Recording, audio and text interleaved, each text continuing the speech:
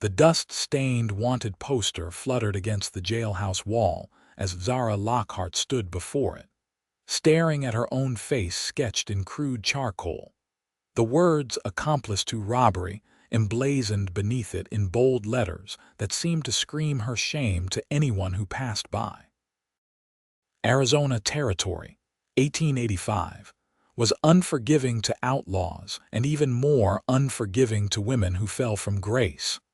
Zara yanked the poster down with trembling fingers, crumpling it into her palm as tears threatened to spill. 2 weeks since they'd hanged Thomas Garner, the man who'd convinced her to be his lookout while he robbed the Prescott Bank.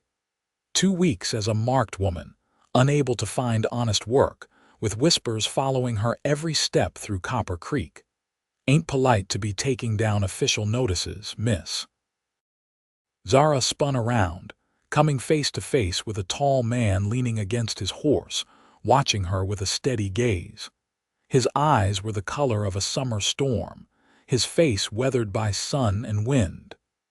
The silver badge pinned to his leather vest marked him as the town's sheriff. "Sheriff Mitchell Jones," he introduced himself with a slight tip of his wide-brimmed hat. "And you're Zara Lockhart, newly released from custody, if I recall." Zara straightened her back, pride being the only possession she had left. "I served my time. 2 months in that jail cell while they decided I wasn't worth hanging alongside Thomas." The sheriff's expression remained unreadable as he stepped closer, boots crunching on the sun-baked dirt of Copper Creek's Main Street. "And now you're tearing down wanted posters." "My poster," she corrected, her voice barely above a whisper. "I paid my debt. Why must I continue to be punished?" Sheriff Jones studied her for a long moment. His face, though stern, held none of the judgment she'd grown accustomed to. "The law says you're square with society." "But society rarely agrees with the law on such matters." Zara laughed bitterly, the sound harsh even to her own ears. "Society, the same society that turned a blind eye when I was starving after my father died, the same good folks who offered me no work except on my back." Her hands trembled as she smoothed her threadbare dress. "Thomas offered me food and a promise. I was a fool to believe him. Yet here you are, still in Copper Creek." The sheriff glanced down the dusty street. "Most in your situation would have moved on." "With what money?" Zara shook her head. "Besides, where would I go? My face is on these posters for 50 miles in every direction." The sheriff was quiet for a long moment before speaking again. "I've got a proposition for you." Zara's eyes narrowed with suspicion. She'd heard propositions before, and they rarely ended well for women like her. "My sister runs the Silver Spur Hotel. She needs help with cleaning, cooking, bookkeeping. It's honest work. Your sister would hire me, the bank robber's accomplice." Zara couldn't keep the disbelief from her voice. Sheriff Jones shrugged those broad shoulders. "Margaret doesn't much care what folks say, never has." He looked at her closely. "Can you read and write?" "My father was a school teacher before the consumption took him," Zara answered, a hint of pride creeping into her voice. "I can cipher accounts and write proper correspondence." "Then come by the Silver Spur tomorrow morning, early." He mounted his horse in one fluid motion. "Everyone deserves a second chance, Miss Lockhart." As he rode away, Zara stared at the crumpled wanted poster in her hand. A second chance seemed as distant as the stars that would soon fill the desert sky. The Silver Spur Hotel stood 3 stories tall, the largest building in Copper Creek, a testament to the town's prosperity from the nearby copper mines. Zara arrived just after dawn, her one good dress freshly washed and mended, her auburn hair pulled back in a simple knot. Margaret Jones was nothing like her brother. Where Sheriff Jones was tall and reserved, his sister was a small, energetic woman with sharp eyes that missed nothing. She wore a practical dress with her sleeves rolled up, already deep into the day's work despite the early hour. "So you're Zara Lockhart," Margaret said, looking her up and down without ceremony. "My brother says you need work and can keep accounts." "Yes, madam." Zara stood straight, refusing to shrink under the woman's scrutiny. "I don't care about your past, girl. What I care about is whether you'll steal from me now."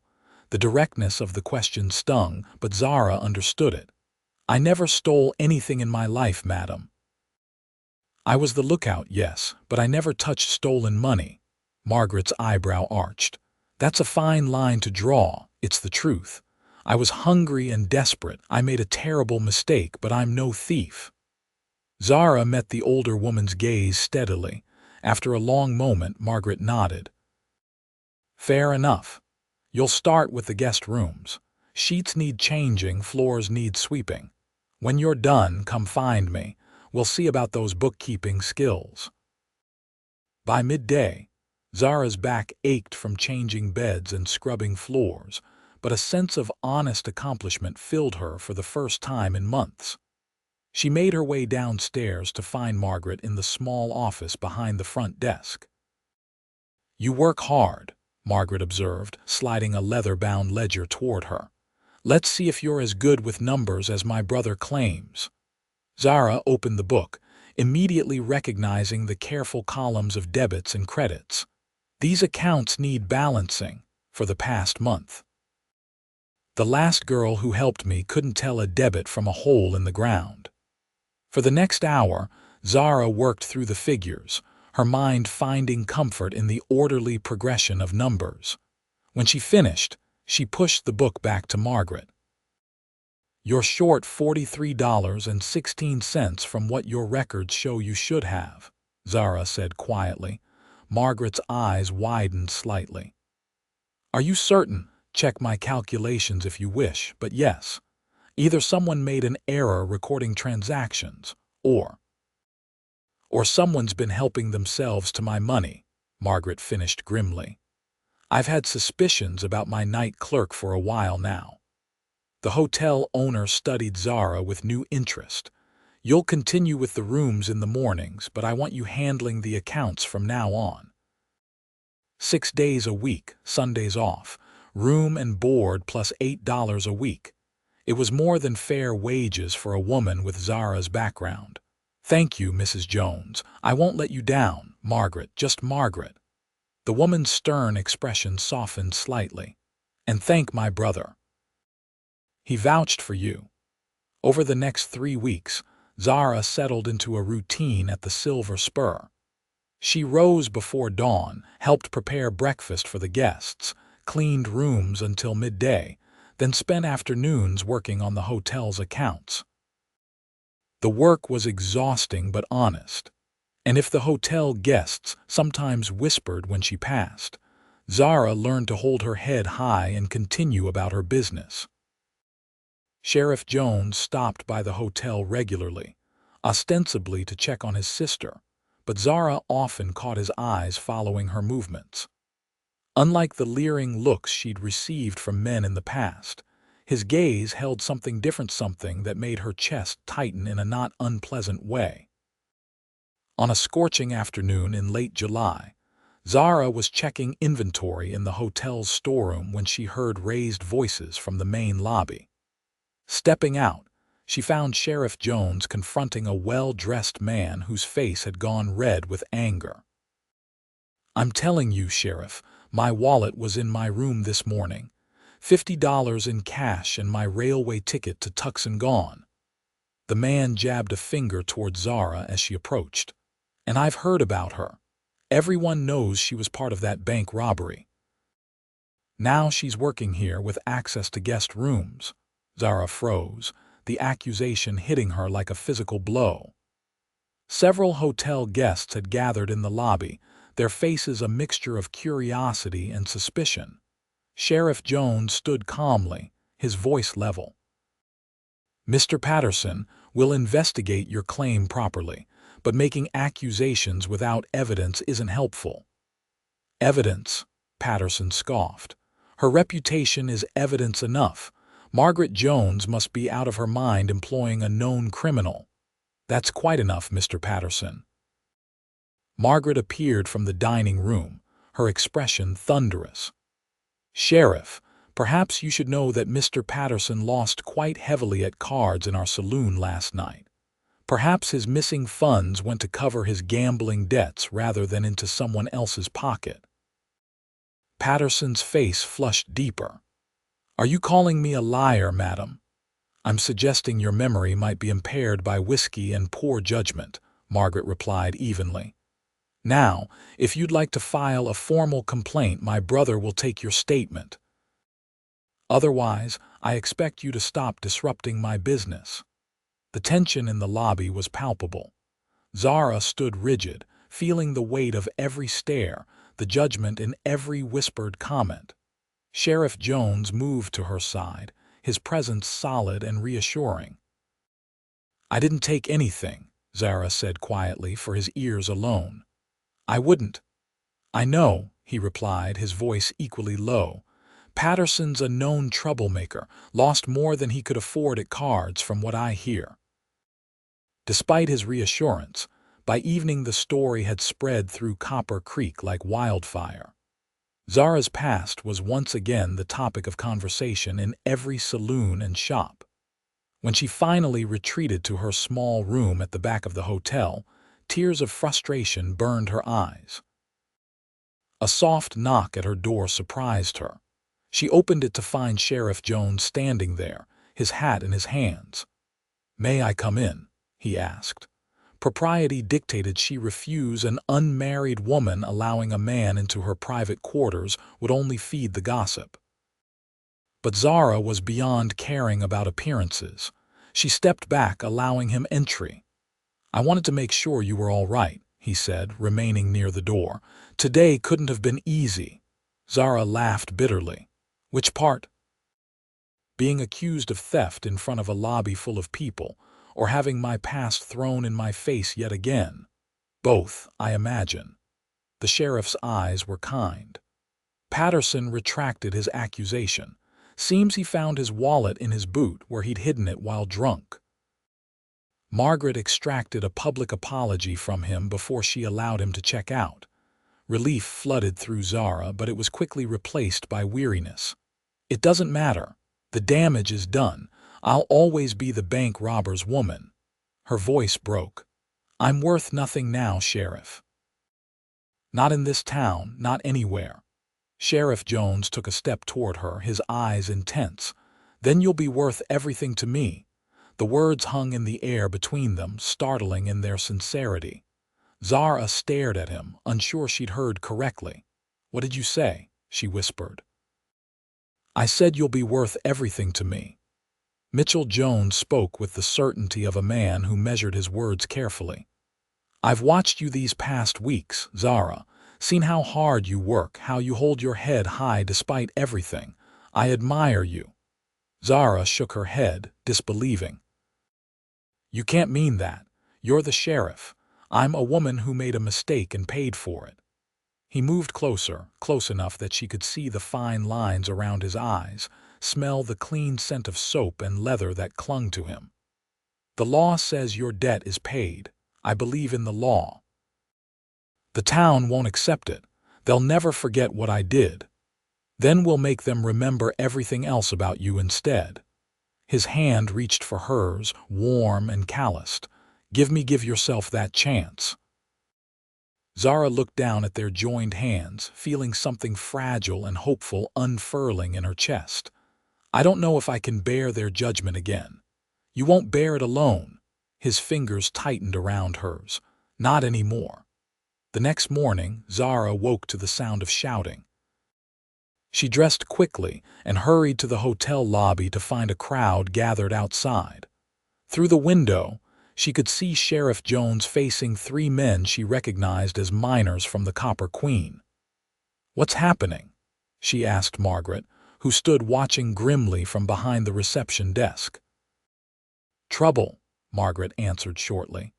"Patterson's accusations stirred up old feelings. Some folks are saying my brother is compromising his position by defending you." Zara's heart sank. Just as she'd feared, her past was now threatening Mitchell's reputation as well. She moved toward the door. "Where are you going?" Margaret grabbed her arm. "To put a stop to this, I won't have him risk everything for me." Margaret's grip tightened. "You'll do no such thing. Mitchell can handle himself. Going out there will only inflame the situation."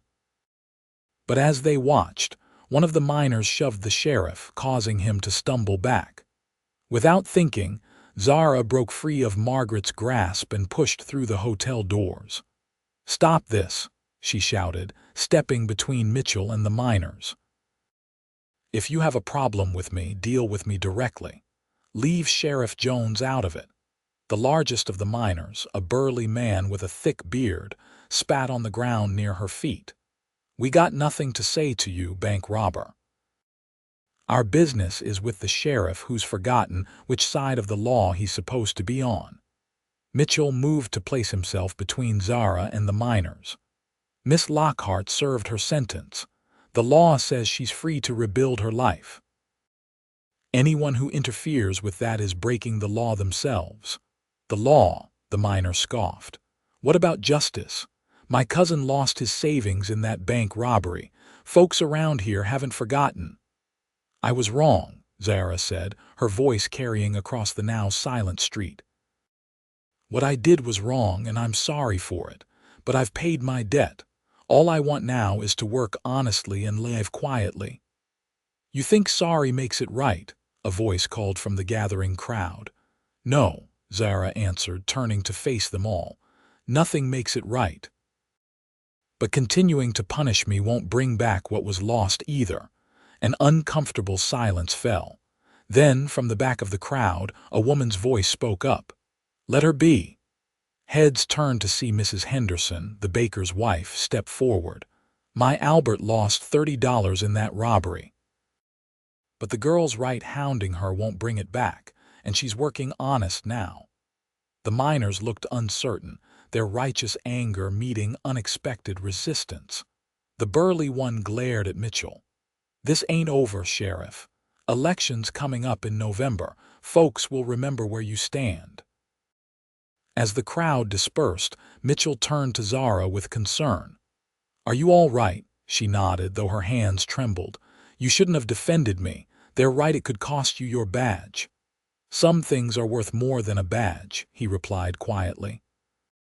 Then, to her astonishment, he took her hand in full view of anyone still watching. "Would you join me for supper tonight, Miss Lockhart? There's a matter I'd like to discuss with you." The gesture was deliberate, a public statement of his regard. Zara felt a rush of both fear and something warmer, something like hope. "Yes," she said. "I would like that very much." That evening, Mitchell escorted Zara to the Copper Creek Hotel, the Silver Spur's smaller, less prestigious competitor. It was a calculated choice. They would have privacy from Margaret's watchful eye, yet be public enough to make his intentions clear to the town. They were seated at a corner table, far enough from other diners to speak privately, but visible enough that their presence together would be noted and remarked upon. Zara was acutely aware of the sidelong glances and whispers. "You're very brave," she said as they waited for their food. "Or very foolish." Mitchell smiled, the expression transforming his usually serious face. "Perhaps both. My father used to say courage and foolishness often look the same at the beginning. It's the outcome that tells them apart." "And what outcome are you hoping for, Sheriff Jones?" Zara asked, surprising herself with her boldness. "Mitchell," he corrected gently. "And I'm hoping for several outcomes. First, that you'll continue to hold your head high in this town, regardless of what some folks might say. And second," he reached across the table, his fingers brushing hers, "that you might consider a future that includes me in it." Zara's breath caught. "You can't mean—" "I mean exactly that. Not today, not tomorrow, but someday, when you're ready." His eyes held hers, unflinching and sincere. "I've known since the day I saw you tearing down that poster that you were someone special, Zara Lockhart. someone worth knowing, worth fighting for. Tears threatened to spill from her eyes. The town will never accept it. They'll say I've bewitched you or worse. Let them talk. Words only have the power we give them. Mitchell's hand fully covered hers now. I'm not asking for an answer tonight, just for you to consider it. Before Zara could respond, the restaurant's door burst open and a young boy rushed in, his face flushed with exertion. Sheriff Jones.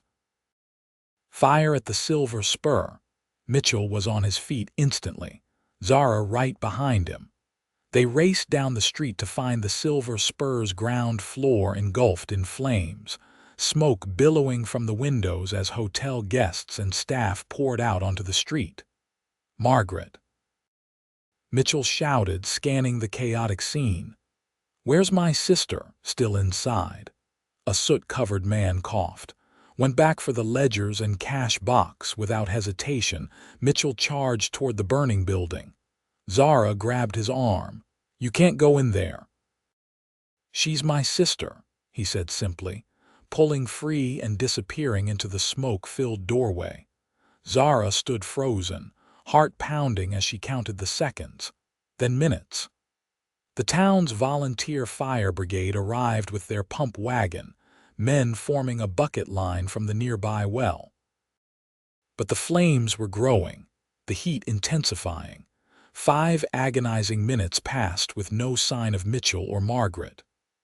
Unable to bear it any longer, Zara grabbed a wet cloth from the bucket line, covered her nose and mouth, and plunged into the burning hotel. The smoke was disorienting, stinging her eyes and choking her lungs. She moved low, remembering her father's teachings about fire. The main staircase was already engulfed, but she knew the back stairs that led to Margaret's office. Crawling beneath the worst of the smoke, she made her way through the kitchen and toward the rear of the building. Mitchell, she called, voice muffled by the cloth. Margaret! A crash from above sent her scrambling back as part of the ceiling collapsed. Through the debris, she spotted 2 figures on the back stairs, Mitchell supporting a limping Margaret, both covered in soot and coughing violently. This way, Zara called, guiding them toward the rear exit. Together they stumbled out into the alley behind the hotel, gasping for fresh air as they collapsed a safe distance from the building. The ledgers, Margaret wheezed between coughs. Couldn't leave them. Mitchell, his face blackened with soot, looked at Zara with a mixture of anger and fear. What were you thinking coming in after us? You could have been killed. Zara, still catching her breath, met his gaze steadily. So could you. I wasn't about to stand by and watch that happen. For a moment they stared at each other, the reality of what they'd risked hanging in the air between them. Then Mitchell's expression softened and he reached out to touch her ash-smeared cheek. Stubborn woman, he murmured. Reckless lawman, she countered, her hand covering his. Margaret looked between them, a knowing smile breaking through her exhaustion. If you two are finished, perhaps we could move further from my burning hotel. By dawn, the Silver Spur was a smoldering ruin. The fire brigade had managed to save the adjacent buildings, but the hotel itself was beyond salvaging. Margaret sat on a bench across the street, the rescued ledgers and cash box at her feet, watching as the last wisps of smoke rose from the charred remains. Everything I built, she said quietly as Zara and Mitchell joined her. 15 years of work. You still have the land, Mitchell said, putting an arm around his sister's shoulders. And insurance. You can rebuild. Margaret sighed, then straightened her spine with characteristic resilience. Yes, I can, but not immediately. She looked at Zara. It seems we're both without a home now, my dear. News of the fire spread quickly, and by mid-morning the 3 of them were summoned to Mayor Wilson's office. The portly mayor received them with grave concern, particularly when Mitchell reported his suspicions about the fire's origin. Arson, you say? Are you certain, Sheriff? The fire started in at least 3 separate locations, Mitchell confirmed. That's not accidental. The mayor tugged nervously at his beard. And you believe it's connected to the disagreement in front of the hotel yesterday? I can't prove it yet, but yes. Mayor Wilson sighed heavily. This is most disturbing. Violence of this nature cannot be tolerated in Copper Creek. He turned to Margaret. Mrs. Jones, the town council will assist with temporary accommodations for your displaced staff and any stranded guests. As for you personally, I understand your brother's home has room enough. And Miss Lockhart? Mitchell asked pointedly. The mayor's discomfort was evident. Ah, yes. Well, given the circumstances, perhaps it would be best if Miss Lockhart considered relocating. For her own safety, of course. No. Mitchell's voice was firm. The arsonists targeted my sister's business because of me, because I stood up for what's right. If Miss Lockhart leaves under these conditions, it sends a message that threats and violence will be rewarded. It's all right, Mitchell, Zara said softly. Perhaps the mayor is right.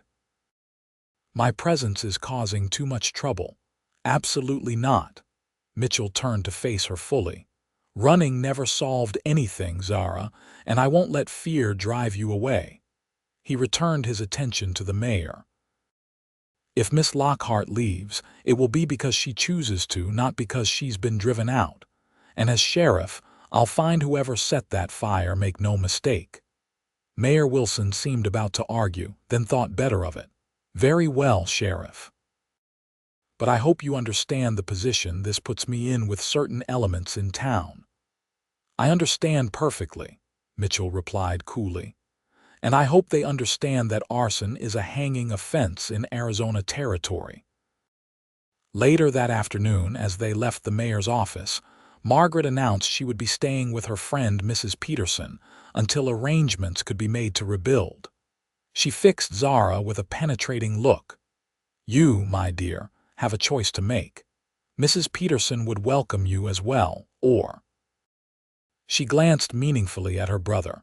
Mitchell cleared his throat. My home is modest, but there's a small guest room. It would be entirely proper, with Margaret visiting daily, of course. The offer hung in the air, its implications clear. Staying under Mitchell's roof, even with Margaret as chaperone, would be a declaration of sorts, one the town couldn't misinterpret. People will talk, Zara said. People already talk, Margaret replied practically. Might as well give them something worthwhile to discuss. That evening, Zara stood on the porch of Mitchell's small house at the edge of town, watching the sunset paint the desert in shades of gold and crimson.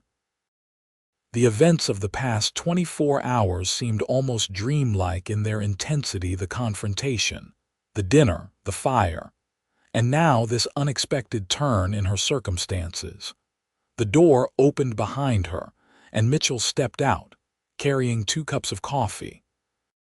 He handed one to her before leaning against the porch railing. Margaret settled at Mrs. Peterson's, he said. She's already drawing up plans for the new hotel. Bigger, she says, with a proper restaurant. Zara smiled. She's remarkable. Stubborn is the word most people use. Mitchell sipped his coffee. Must run in the family. They stood in comfortable silence as the last light faded from the sky and stars began to appear.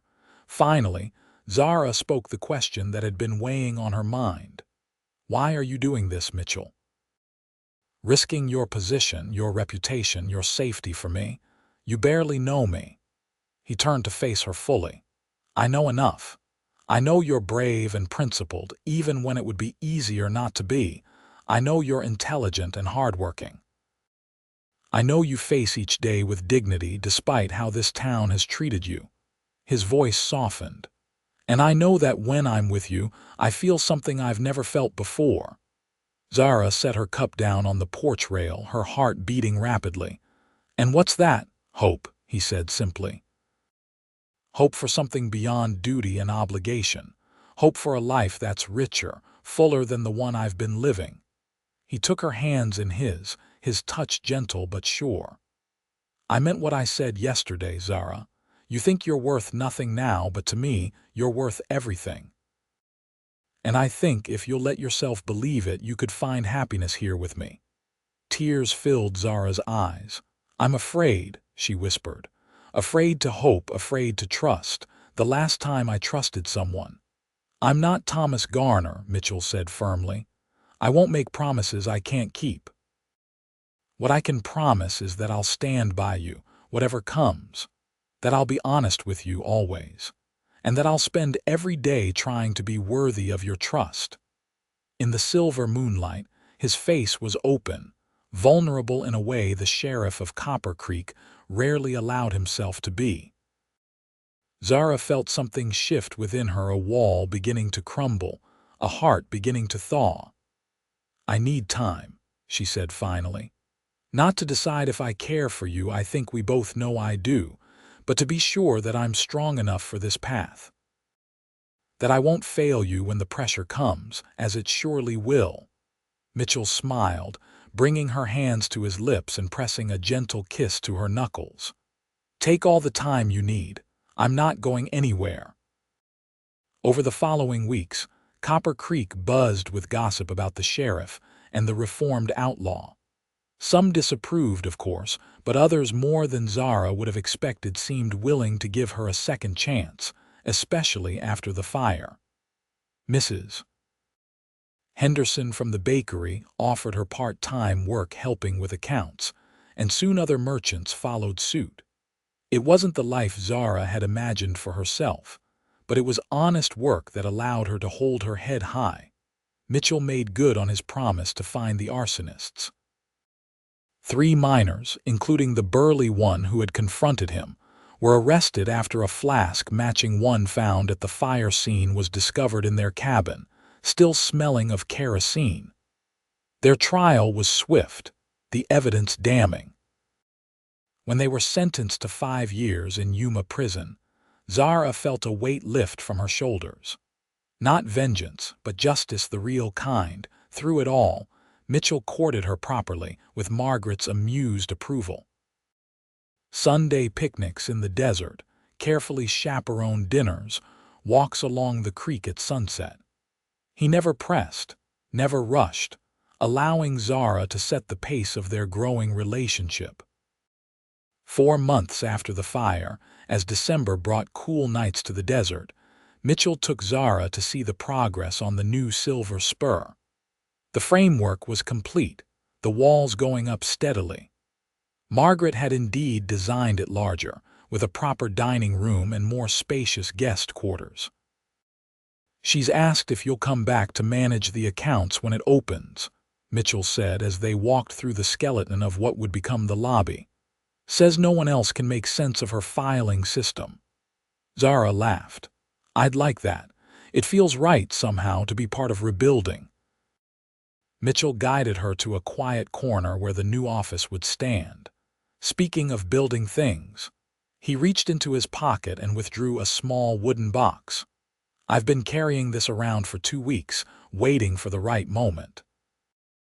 Zara's breath caught as he opened the box to reveal a simple gold ring set with a small sapphire.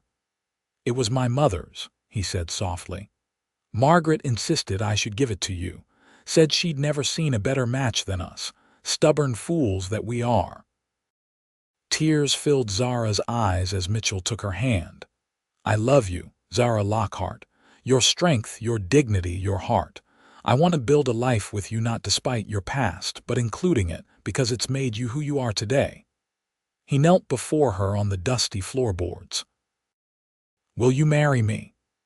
Time seemed to stand still as Zara looked down at this man who had seen value in her when she'd believed herself worthless, who had stood beside her through fire and judgment, whose steady presence had given her the courage to rebuild herself. "Yes," she whispered, then louder. "Yes, Mitchell Jones, I will marry you." As he slipped the ring onto her finger, then rose to pull her into a tender embrace, Zara felt the last fragments of her old fears fall away.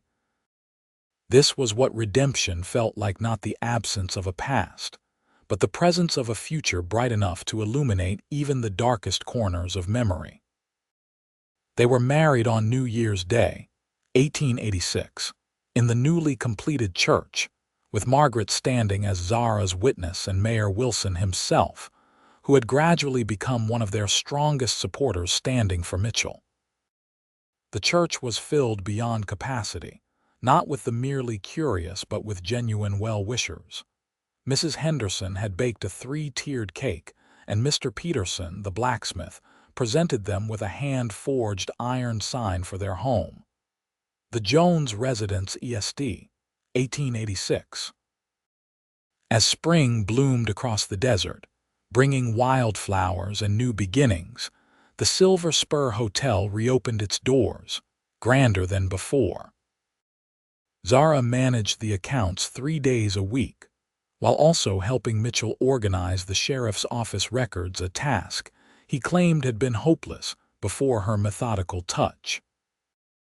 One evening in April, as they sat on their porch watching the sunset, a daily ritual they both cherished, Mitchell handed Zara a letter that had arrived that afternoon. "It's from the governor's office," he said. "For you." Puzzled, Zara opened it and read slowly, her eyes widening with each line. "What is it?" Mitchell asked, noticing her expression. "It's a pardon," Zara said, her voice trembling with disbelief. "A full pardon for my role in the bank robbery. It says my debt to society is officially considered paid in full and my civil rights are fully restored." She looked up at her husband. "Did you do this?" Mitchell smiled. "I may have written a letter or two, and Margaret may have convinced Mayor Wilson to add his support, and Mrs. Henderson organized a petition that half the town signed." He took her hand. "But all we did was tell the truth about who you are now. The rest was your doing through how you've lived these past months, with courage and integrity." Zara leaned into his embrace, overwhelmed by the unexpected gift of this official redemption. "I never thought, never imagined." "You deserved this," Mitchell said firmly. "A fresh start, officially recognized. Though I must say, Mrs. Jones, you've already made that fresh start in every way that truly matters."